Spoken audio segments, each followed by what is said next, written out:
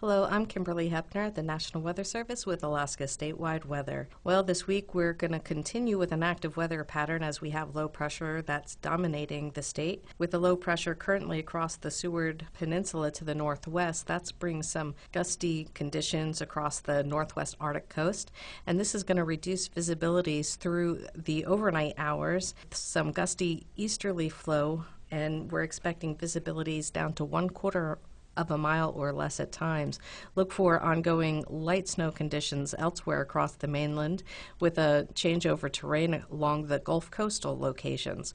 Across the western Bering, look for low pressure to be pushing a fairly strong front into the western Aleutians and central Aleutians for the overnight hours, and then progressing towards the Pribilof Islands through the night. Strong westerly flow will develop behind the system, so the weather pattern is going to be changing quite rapidly as we head into the overnight hours for the Bering, with some light snow showers and foggy conditions primarily across the west coast and the northwest coast. Also some fog expected across the southeast with some light showers as upper disturbances move across from the west.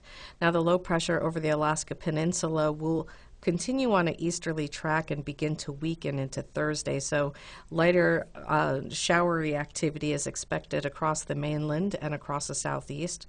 So the primary focus on Thursday is going to be around the front that's moving across the Bering. Very strong gusty winds are going to be increasing for the Aleutian chain and for the Alaska Peninsula, as well as the west coast. As this system makes its way into the Kuskokwim, expect snow primarily at first, and then there's a warm air mass that's going to be pulling up over the Alaska Peninsula, bring some rain conditions into the Bristol Bay and probably the Kuskokwim Delta area.